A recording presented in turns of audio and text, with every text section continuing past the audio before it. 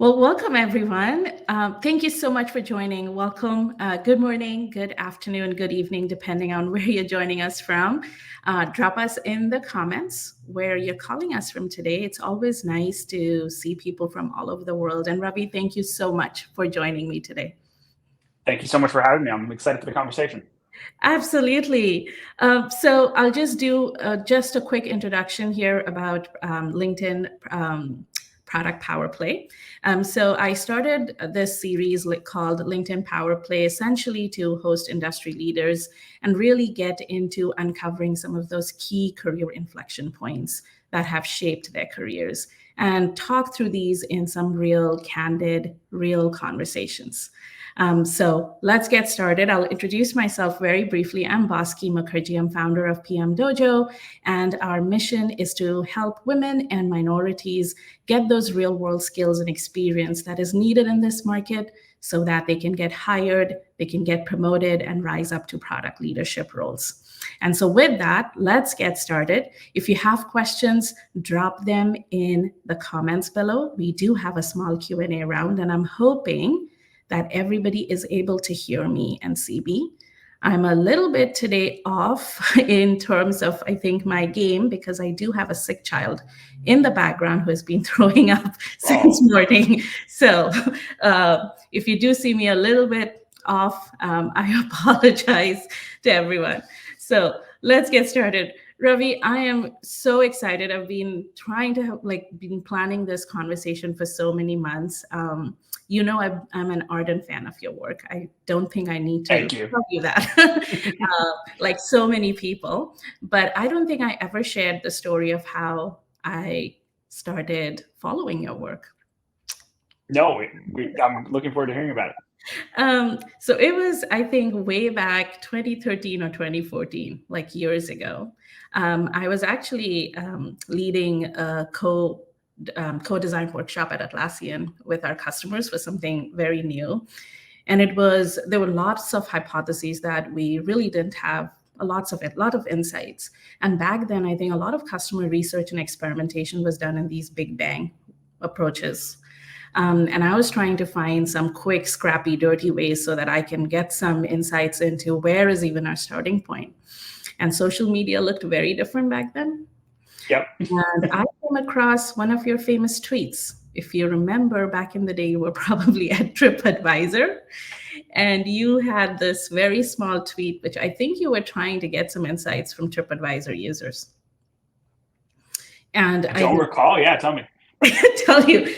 It was just that one little tweet. And I was like, so you can actually do this. And I ended up doing that on LinkedIn. I ended up doing that on Facebook and a few other different channels. And it was unbelievable how quickly I was able to validate and invalidate a lot of those things that actually really helped us get started at the right foot. And we saved so much time, and the rest is history. And I was like, Ravi is cool. I need to follow your work more. So that was that funny story. But thank you so much for joining. You have such an amazing track record and history. You've done such amazing work. You were a product leader at Meta. You've led products and scaled teams at Tinder, at TripAdvisor. You've worked at Boston Consulting Group. You have been an EIR at Reforge. You started your own company, Outpace, where we got to work together.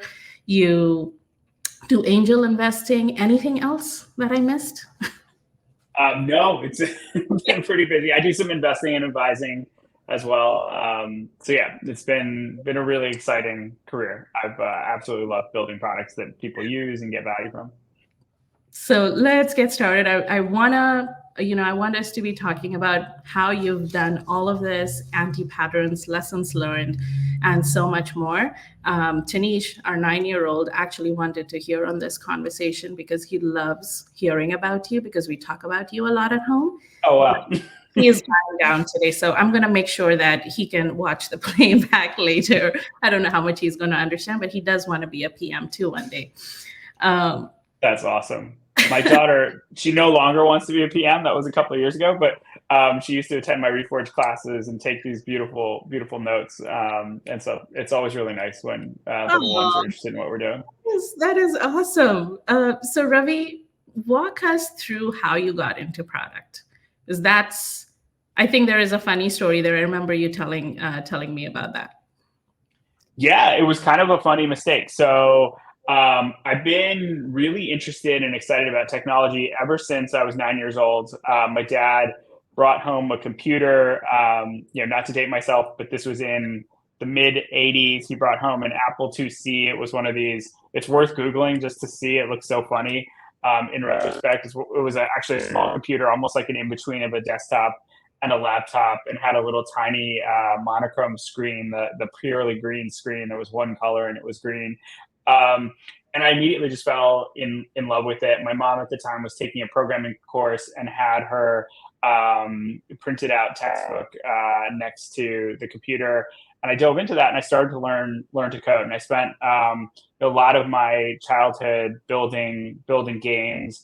I started a game company in high school. I did that full time in college. I dropped out of college for a little bit to pursue that full time. But I promised my parents I would go back to school. And so when I went back, I started to look for what I wanted to do full time. And I thought, I've been spending a lot of my years building games. Let me get a real job. Let me get an adult job. I'll go get a software engineering job somewhere. And I was really lucky to graduate during the Web 1.0 bubble. There was lots of opportunities, and so I had interesting offers from a variety of companies, and then was lucky enough to get an interview at Microsoft. And during the interview, I found that the interview was really different than every other interview I had been in. In other interviews, we talked a lot about coding challenges and how to build things, architecture, things you typically see in a programming interview. And in the Microsoft interview, it was very different. We were talking about requirements and specs and customers and how to think strategically about what a product should and shouldn't do. And this was something during the course of building games I had done, but done sort of on the side while I was spending most of my time doing development. But it was a part of the process that I really loved. And I thought it was really interesting that Microsoft, during their coding interviews, would focus on so many of these product strategy and product definition things. And so, I got excited about kind of how the company approached things. And then midway through the interview, the recruiter came in and said, "I'm really sorry, we put you in the wrong interviews. We actually put you in product manager interviews rather than software engineering interviews." And she gave me a choice. She said, "I'm happy to have you come back tomorrow.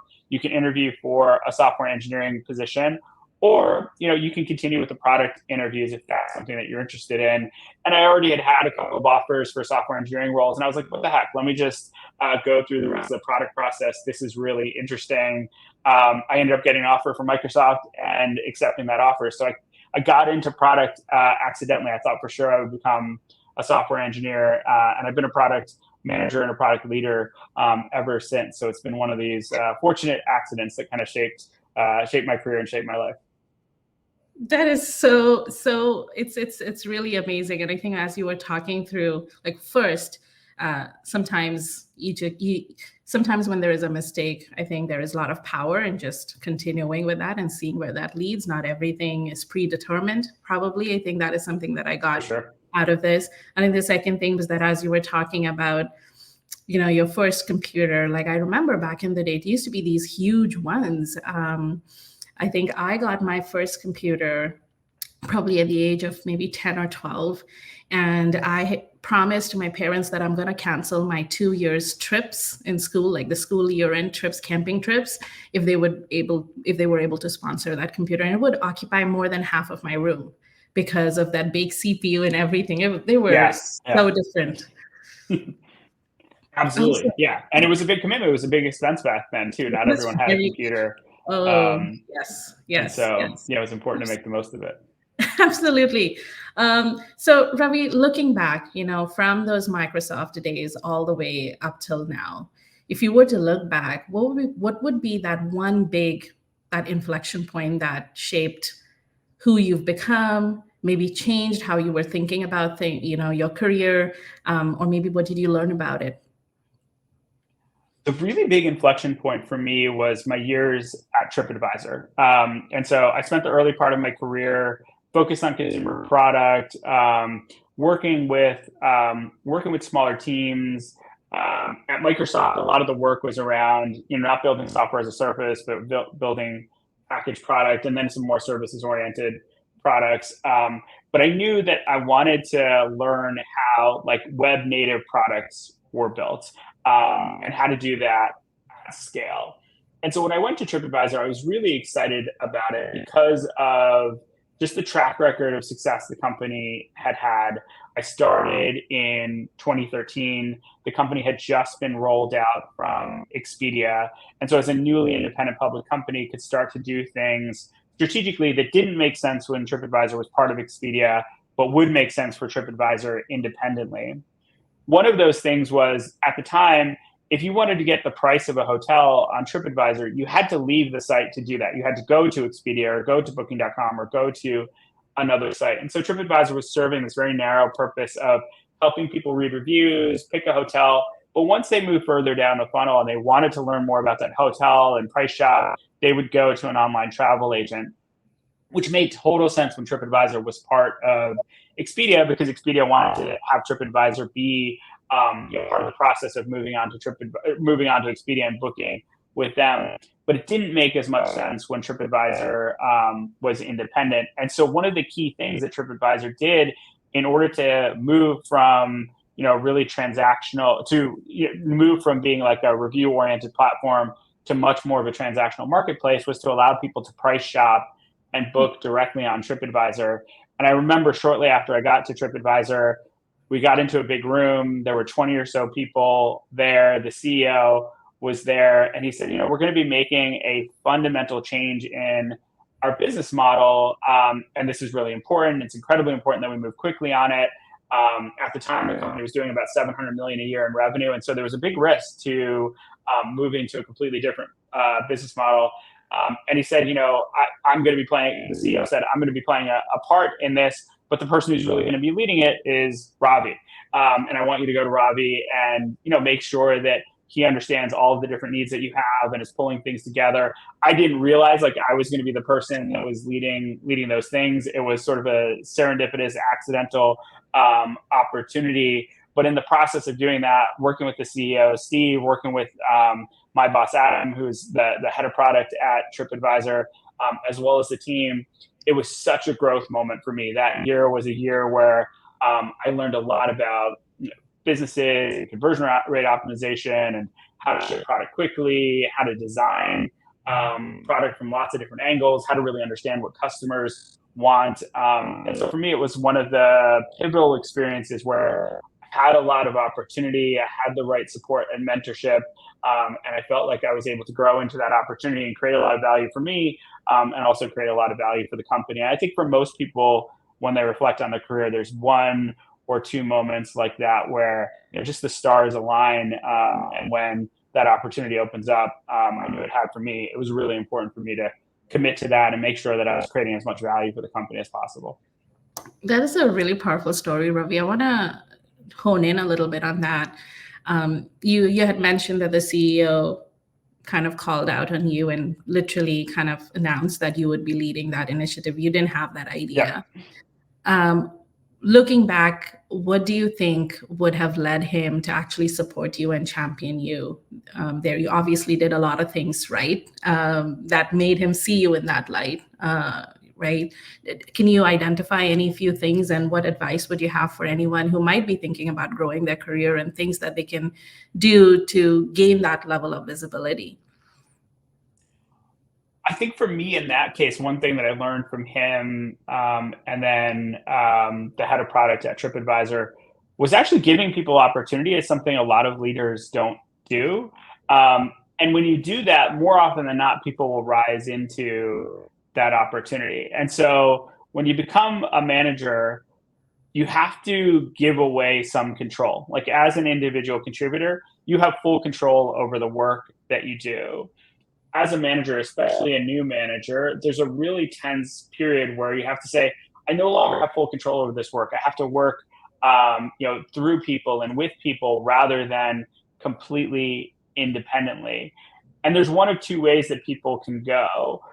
They can either micromanage and they can continue to try to have that control as a manager that they had when they were at an IC, as an IC. But the problem with that is that really robs people of autonomy and opportunity. Or the other thing you can do is you can enable people and empower people. And that comes with a certain amount of risk. There's the risk that that person who you've enabled won't be able to grow into the opportunity that you've given them. And I think that risk inhibits a lot of people from making that risk, and instead gets managers, especially new managers, to want to micromanage rather than to want to manage in a more scalable way.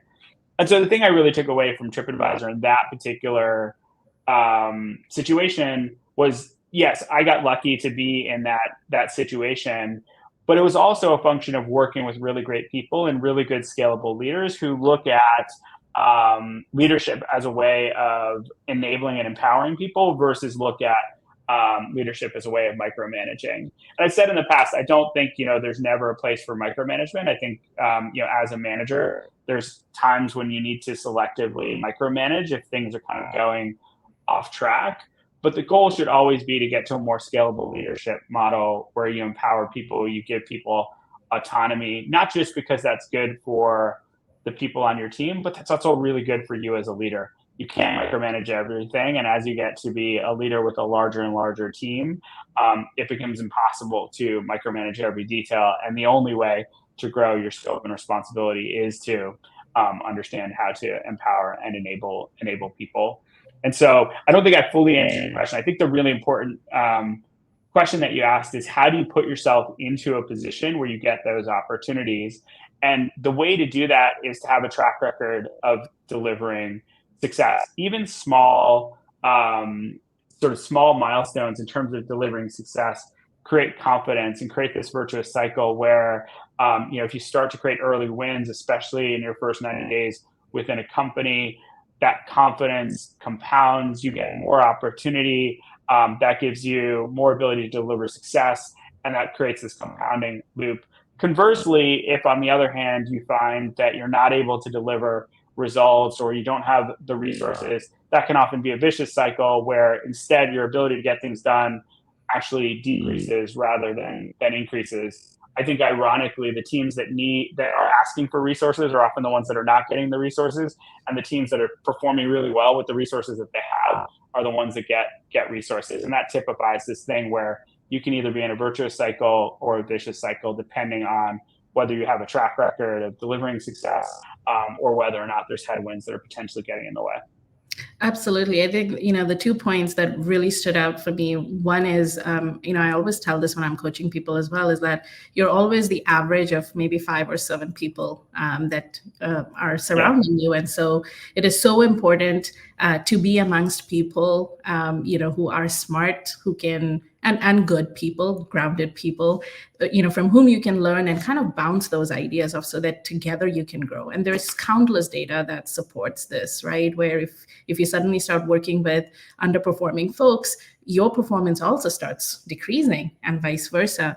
And so that is really, really important. And I think the second thing was about the credibility piece that you talk about. It's so important. I think a lot of times when PMs join new companies, there is so much pressure to perform that we start looking at these big bets. And a lot of times it is these little wins, those quick wins, but consistently, if we are able to deliver, I think that just starts the momentum for that credibility. And then you also feel more confident, and then it sets you up for a path for continued success as well. That's such a good point. I think people often underestimate how important consistency and reliability are relative to just knocking it out of the park. Like if you knock it out of the park every once in a while, that's not as... it tends to be not as valuable as just consistently and reliably delivering. Absolutely. So that brings up us to this next question about skills and competencies. I think you touched on that a little bit before. We know that the different levels of, in a product org, they're kind of flattening right now in the market anyway. But if we were to just think about these broad buckets, right, like PMs, senior PMs, maybe the next bucket would be like the director VP. And when you look at all these different skills and competencies, maybe we can pick one or two.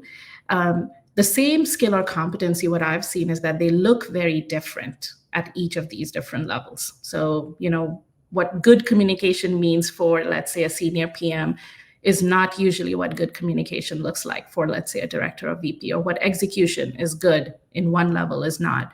Can you maybe talk a little bit about that in terms, maybe with an example, just so that our audience who's listening to us can actually see the difference? Because I think this is a big part of the confusion for a lot of people.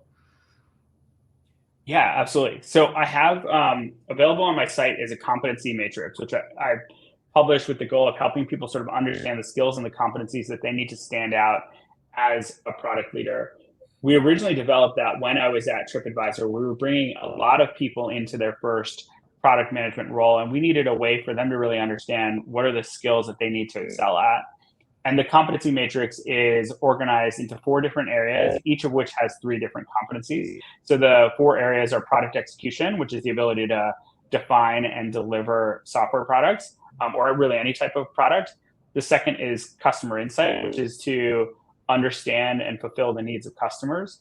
The third is product strategy, which is to create value for the company by using the product as a lever. So basically translating product work into strategic value. And then the fourth is influencing people, which is the ability to work up, down, and across within an organization in order to get alignment around the things that you're building, and to build those things. And what was interesting is there was a question of, do we need a different competency model at different levels of the organization? And so, product strategy is usually more important for someone at a director or a VP level than someone who's just getting their start, an associate product manager. And what we found was actually we did not need a different set of competencies for different levels. Each of the 12 things within the competency model are relevant at all levels of an organization. The relative importance might change. And so, for example, one of the competencies in the matrix is product quality. So the ability to work with engineering teams and work with stakeholders to deliver product that's high quality, not just in terms of code defects, but also user experience issues, business issues. Good high quality product is one that works well for customers, not just with the code working, but also the user interface working, the business working, all those other elements. And so you could say, in terms of quality assurance and product quality, that feels like something that's really important to a person early in their career. So an associate PM, a PM is going to be spending more time QAing than a VP will. That's absolutely true. But product quality is important no matter what level you are in an organization. You might be spending more of your time as an IC focusing on product quality earlier in your career.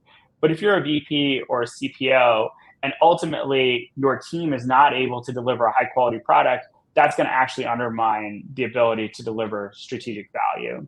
And so the way that I look at it is this: I think as you get more and more senior, these competencies are important, but the purpose and the shape of those competencies change. And the framework that I like to use is people move from a product manager to a product leader to a product executive. And so a great product manager, their role is to create great products. So great product managers create great products. Great product leaders create the teams that create great products.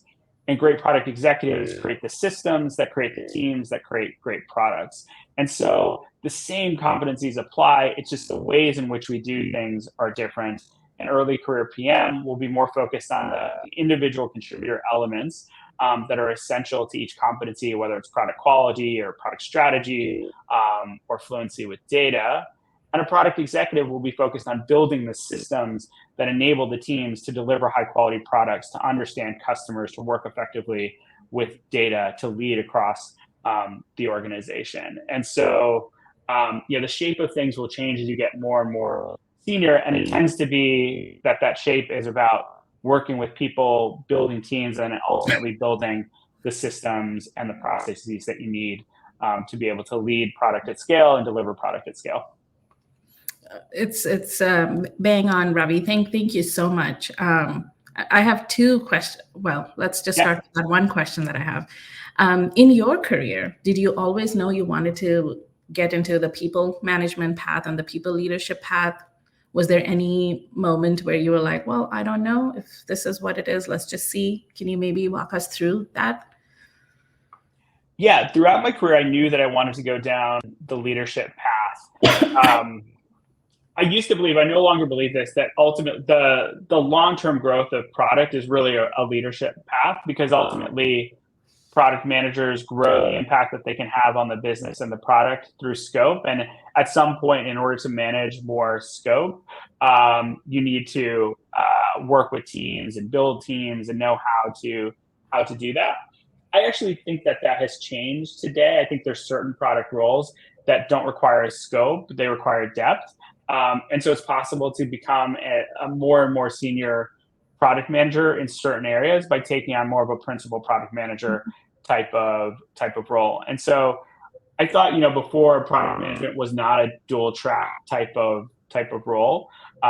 Engineering has kind of evolved into a dual track role where you can grow into an architect or you can grow into a VP of engineering. I think we're starting to see similar trends in product as well. And so when I was early on, there wasn't really the choice to grow your career in product without really managing teams. And so I always thought that was a key part of what I wanted to do. I also love it. I love working with teams. I love mentoring people and coaching people. So that's something that naturally I gravitated towards. Now I think there are more choices. I think PMs can decide, do they want to be domain specialists or do they want to be team leaders? And then another choice I think that's really important for PMs is, do you want to manage at a large organization where a lot of your product activities will be focused on working with stakeholders and the craft of building products and managing teams? Or do you want to work earlier stage where a lot of the activities are focused on being a builder? Both can be really, really satisfying. Both can be complex and demanding. It's just a different type of problem to lead a 30-person product organization in a large company versus to be a more entrepreneurial product manager or product leader where you're one of the first few PMs or the founder of the company. Absolutely. And I think there is no right answer. And I think you can try a few different things. At least this is something that I found true to myself. Like, I thought I would like something and then eventually realized, no, not for me. And then so it needs a little bit of, I think, experimentation, and it's okay not to have all of these answers right up front. And what works for someone else might not work for you, or things might be happening in your life that perhaps a certain environment or a certain type of role is more suited, at least for that temporary period, right? So I think as we think about our career, we need to be, I think, thinking about all these different things in the broader ecosystem and then figure out what's right, is I think what I'm also hearing from you.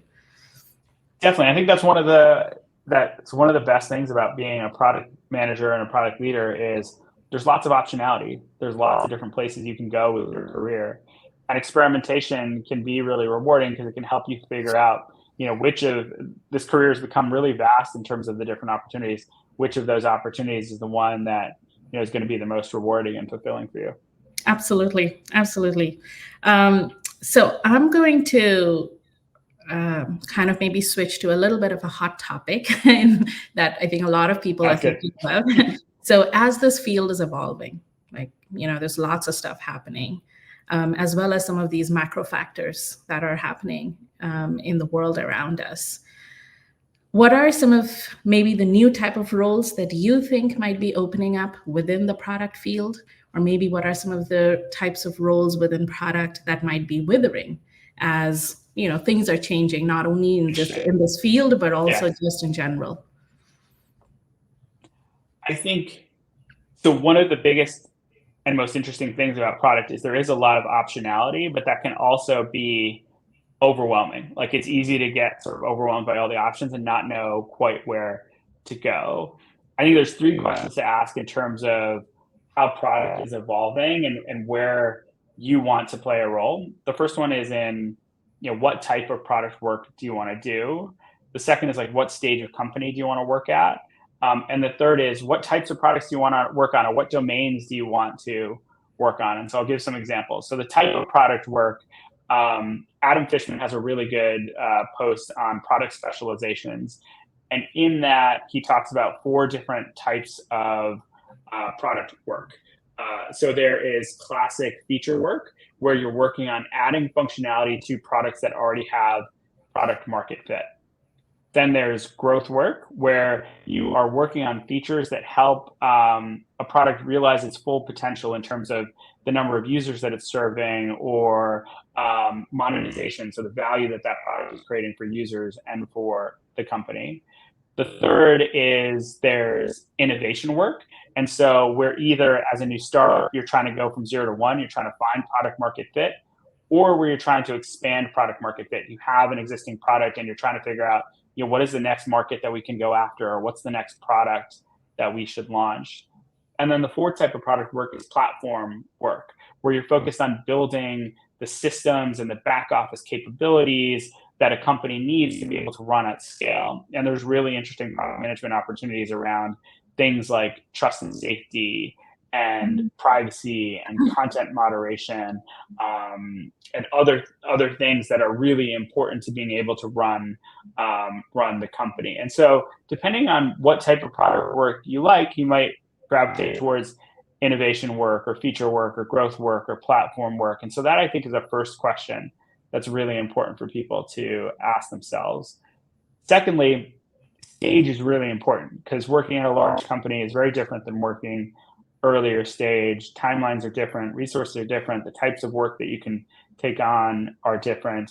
And so that, I think, is the second question that people need to understand and figure out which stage are they going to find the most rewarding and fulfilling. And then lastly, I think a really interesting thing is, what's the domain that you want to work in? Do you want to focus on building health tech? Do you want to focus on e-commerce? Do you want to focus on B2B, SaaS?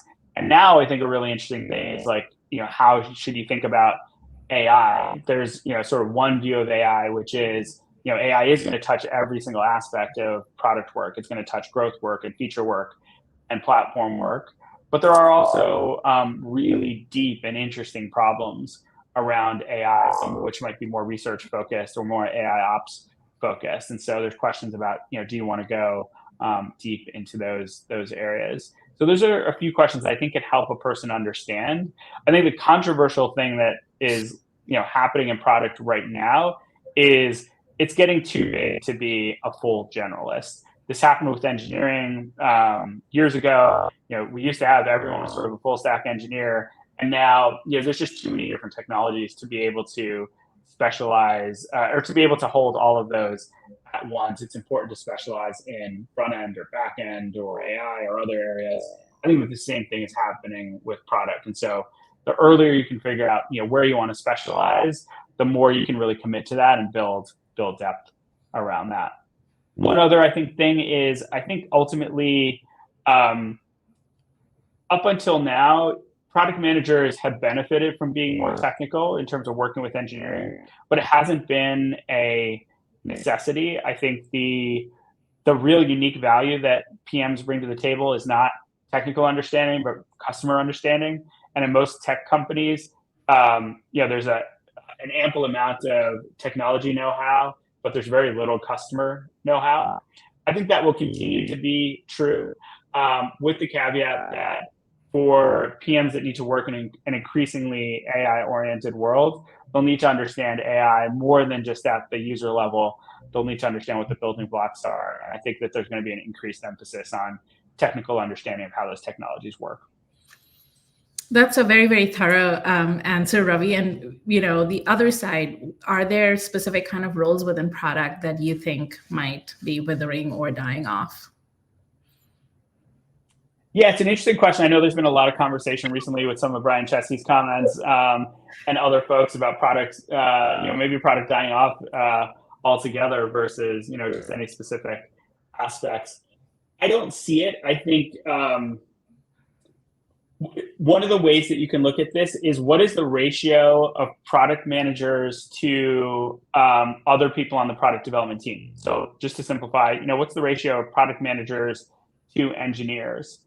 And it turns out at the least product focused companies and the most product focused companies, that ratio is actually really high. Like companies that are not very product focused typically have very few PMs relative to engineers because they're not product focused, and they tend to focus only on what we're building and not why we're building that and what problem does that serve?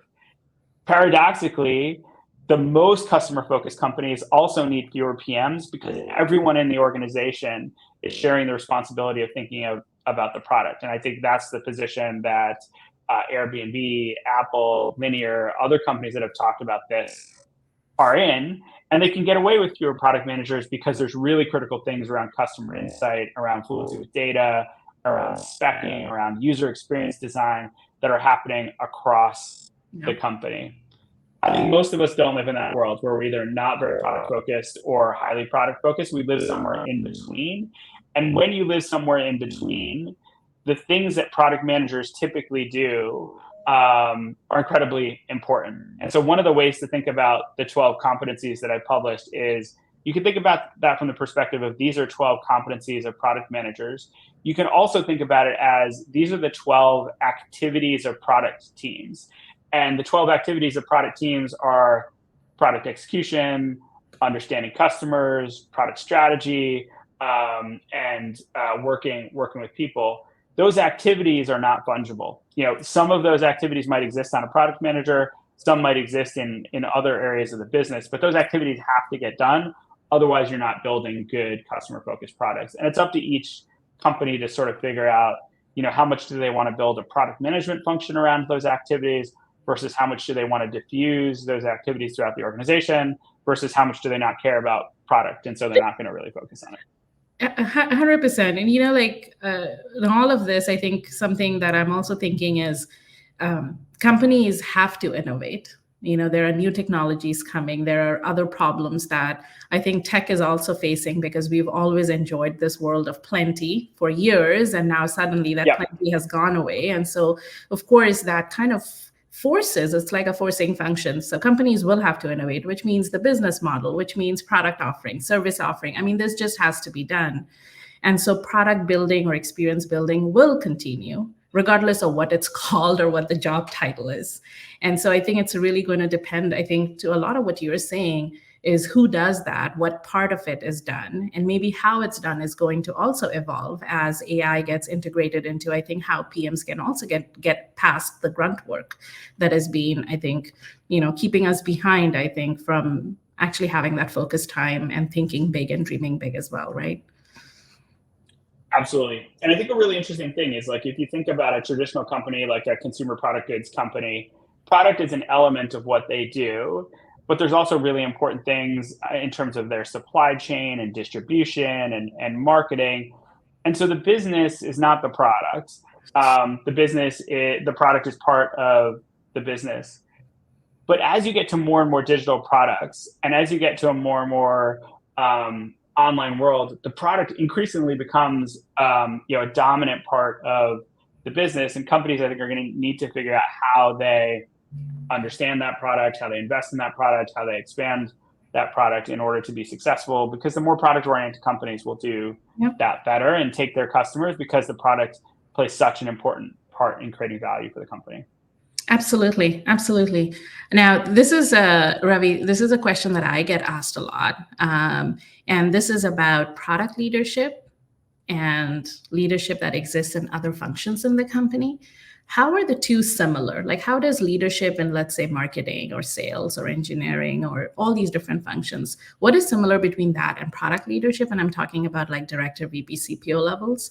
And what is so different that some of maybe the regular advice may or may not work for product leaders? Yeah. So I think one of the things that is different is the role that the product plays in the value of the business, because ultimately the product is the thing that we're selling to customers. And so that puts an additional set of responsibilities onto the product team that are really critical. And that's one of the reasons that CEOs often are working incredibly closely with the head of product, or in many cases, like the CEO is kind of the de facto head of product. So that's the first thing that I think is different, is the focus on how important the product is for the company strategically. I think a second thing that is different is that the product is often a junction point between all of these different functions within an organization. And so there's a uniquely cross-functional element to product management that I think other leaders within the company. This is all to say, like, I think other leaders within a company are doing an incredibly complex and important job. So I don't want to downplay that as we talk about what's unique about product leadership. But I think one of the things is like the degree of cross-functional coordination on product is higher than it is for other functional groups in many, many companies. And then the third thing I think is how important it is to be customer-centric. Other organizations can get away with being more or less customer-centric, depending on what function they're driving. But customer understanding is absolutely fundamental to product. And without clear signal around the customer and without the ability to translate that signal into a roadmap and a strategy, it's really hard for product to do their job. So the three things that I think make it distinct are, how important product is to the strategy. That puts additional responsibility on top of product leaders. How much, in order to execute on the product, you need to work with everyone across the company. That puts additional cross-functional responsibility onto product leaders. And the third is in terms of, how essential the product is to customers. And that puts a responsibility in terms of on product leaders to understand what's happening outside the building as much as what's happening inside the building. And you bring a really important point here, Ravi. It's that cross-functional piece, which I think also brings about how high stake a lot of the work that product leaders find themselves into. And I think also the ambiguity, right? Like, is this, if it is about increasing revenue, well, is this sales or is this product? Well, who does what? And then, of course, because we are all humans, I think. And so that's where a little bit of pride and ego and maybe unintentionally these things come up, or intentionally these things come up, that kind of brings about, I think, a very interesting piece of conversation, right? And then you have to also support your PMs. And you may even find yourself dealing with removing some of the blockers at higher levels, which I think it all brings about a lot of like interesting nuances to that role as well. Absolutely. And I think you hit on an important point, which is it's important for a product team to, one, take its role seriously, but also understand how it plugs into the rest of the company. There are some unique things about it, but ultimately product is part of the team. And I think a lot of times there's like conflicts between like a product team and a marketing team, or a product team and a sales team.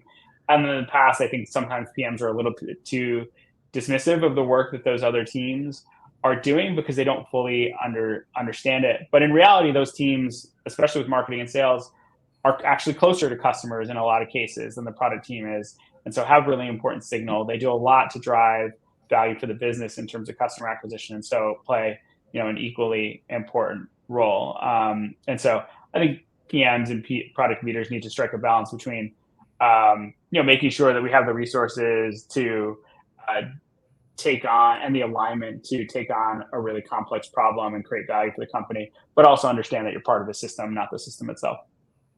I love that. I love that code.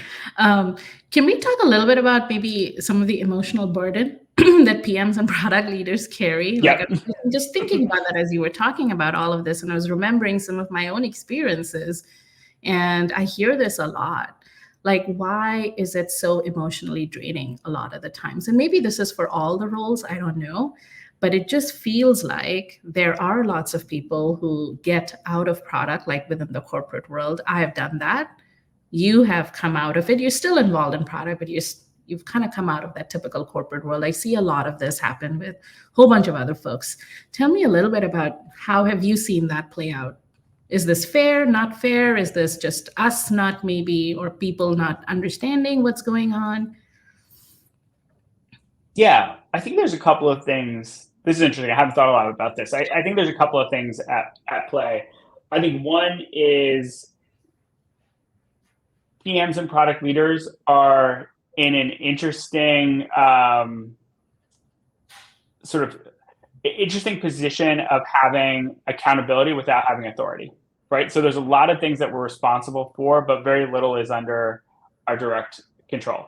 That can include performance of the product, performance of the business, project timelines. Like, in order to deliver software on time, we need to work with the engineering team. In order to get more users, we need to work with the sales and marketing team. In order to create more revenue, we need to work with the revenue team, or we need to optimize the product and work with all of those teams. But the product team is often held accountable for these metrics. And so I think that there is this difficult challenge of having responsibility without necessarily having authority, which in some ways I think is a good thing, right? It puts the onus on the PMs to understand how to work effectively within the organization. I also think this is an important question for companies. I think too often companies are a little bit too blasé about, yeah, we'll hold the PMs responsible, but we won't necessarily give them the authority. I think companies need to understand, do you want your product function to be a facilitation function? And then, if that is the case, then you need to hold a group accountable, not an individual accountable, because the product manager is responsible for facilitation. Or do you want the product management function to be an ownership function and to have ownership, decision-making with authority, and direct responsibility for a particular outcome, in which case you need to give them the support and the resources that they need in order to do that. And companies tend to kind of gloss that over and say, oh, we want a little bit of both. We want the PMs to be both accountable and really collaborative. But it turns out that accountability and collaboration are often at tension, and it's important for companies to be able to resolve that tension in order to have a really effective product team that works in the way that the company wants. And in some companies, like Facebook, for example, PMs are really facilitators. And so they're meant to work with a cross-functional team of user researchers, data scientists, engineers, and designers to make collective decisions. And in companies like Amazon, PMs often have more direct responsibility, or they're single-threaded owners. And so they have that sort of ownership built into their role. And that clarity, I think, is really important. So I think that's one problem is, clarity around the role and what's expected, and the emotional burden that happens when there's not clarity and a person really internalizes a lot of responsibility about their job, but doesn't necessarily have the tools and the support and the resources to do that job really effectively. And then I think the second thing I hear a lot is imposter syndrome. So people feeling like, this is a really big role that is critical to the company. Am I ready for this? Am I the right person for this? And one of the things I think that can help with that is imposter syndrome. The name of it it implies that other people have a bar that you need to reach. And that could be really overwhelming to think, there's this invisible bar that other people have in their mind, and they're judging whether or not I'm hitting that bar. And so I'm an imposter. I'm around brilliant people. I'm getting judged by those people. And that can be, a feeling that puts someone sort of outside of the community or the team that they're working on. But in reality, I think oftentimes imposter syndrome is mostly internal. It's about us establishing a bar for ourselves and trying to hit that bar. And so just that pivot in terms of thinking about, is this a bar that other people are expecting of me, or is this a bar that I'm setting for myself, can be very empowering and could change that feeling of, this is me feeling like I might be an imposter among a team, to actually, this is me just setting a really high bar for myself.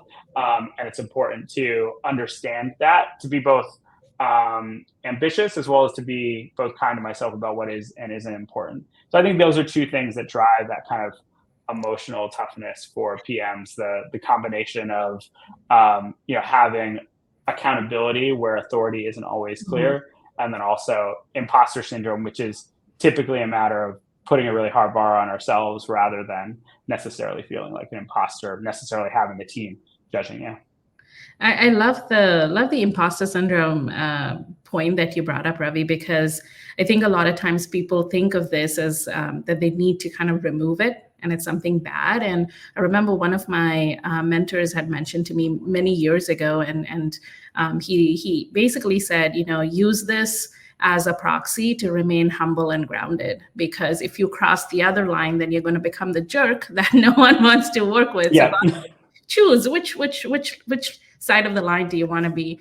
And I think it changed how I started thinking about it. Not that I haven't come across any person who says they haven't felt like that.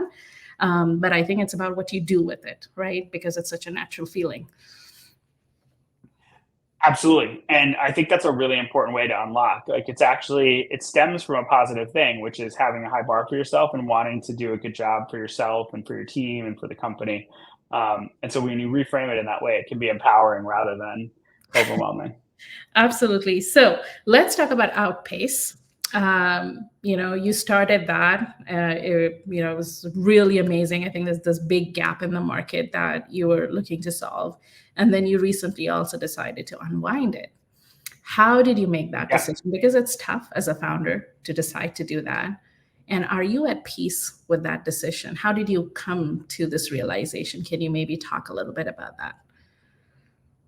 Yeah, that sounds good. So we started the company. We started in 2021. The goal of the company was to democratize access to professional coaching.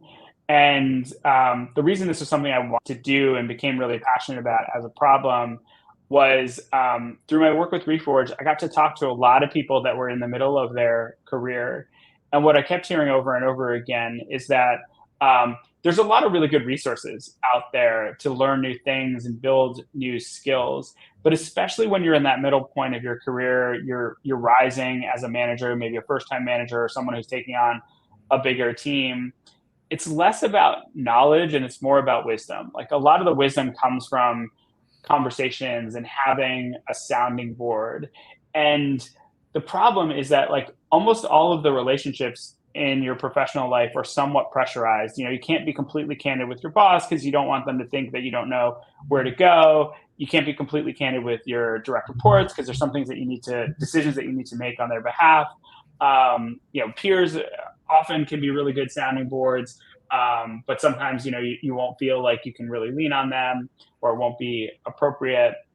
And so, talking to people, what we found is that when they're looking for professional advice, they often go to a friend or a spouse rather than to someone who knows about their field and can help them.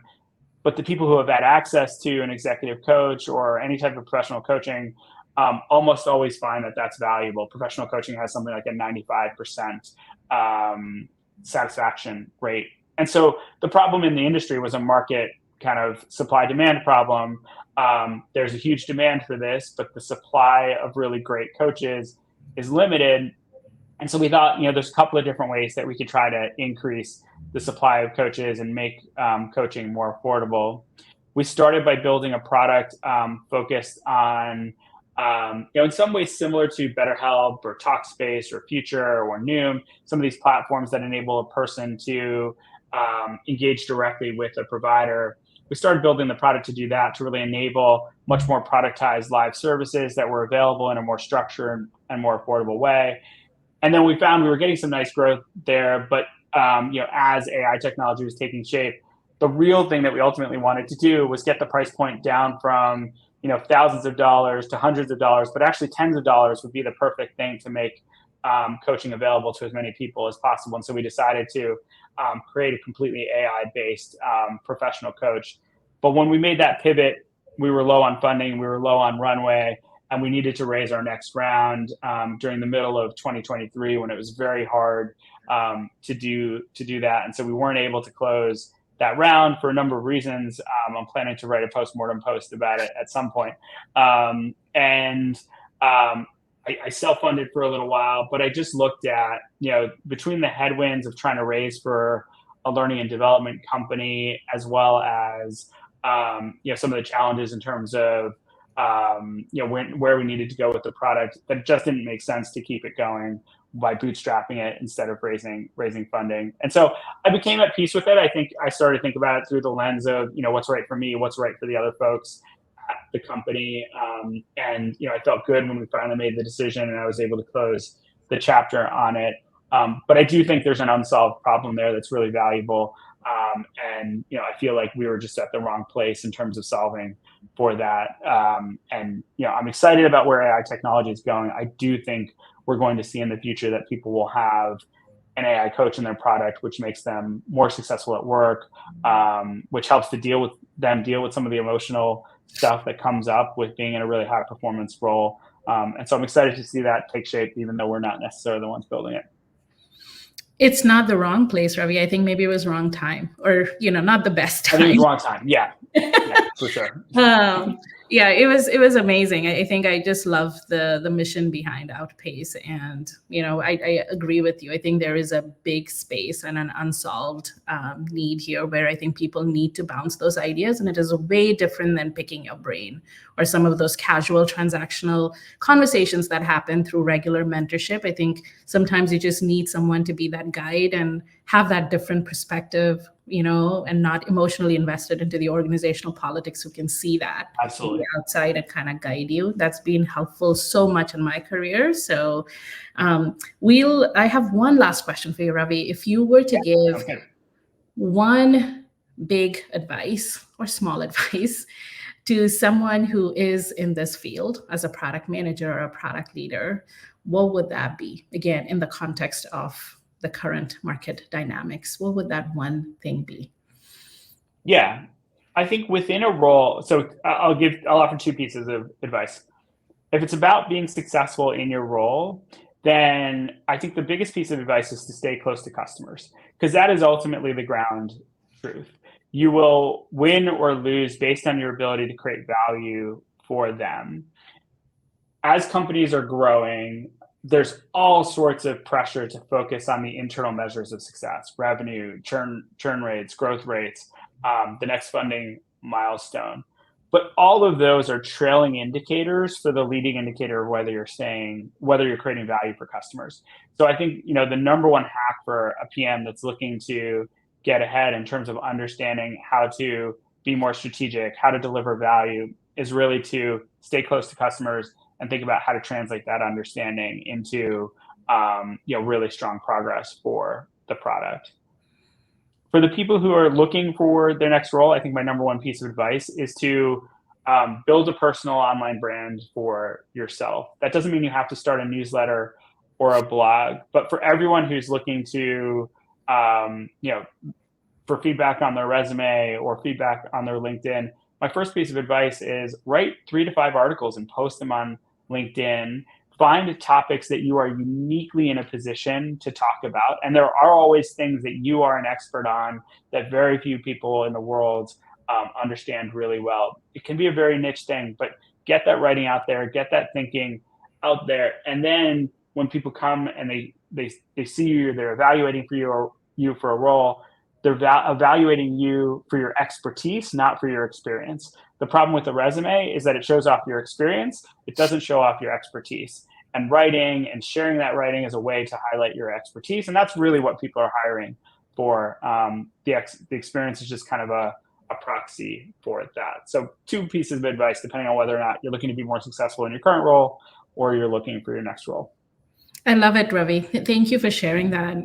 This was a really good habit that I picked up at Atlassian, because we had to write everything and just share it on Confluence. And you would have people from all over the company just comment and give feedback. And in the beginning, I would hide everything and not put it out because I was so scared.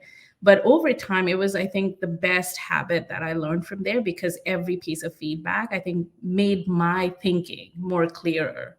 And so I think that piece of advice is so powerful. It's very important, I think, as a PM to have that point of view.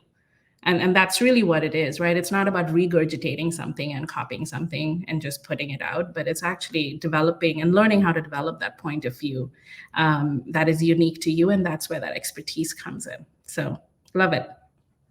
Absolutely. And a blog post is like the smallest product you could ship. You need to understand what your customers want. You need to spec it out. You need to actually create it and execute it.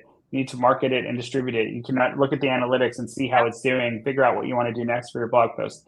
And so, just the act of writing and creating and getting things out there will sharpen your product skills as well. Absolutely. And we do this, our fellows in PMDojo, they do this. A lot of them do this on a weekly basis, and it gets them into the habit of, I think, thinking more deeply at depth and breadth about each of this. Ravi, this has been a blast. Again, thank you so much for joining us today. I absolutely loved it.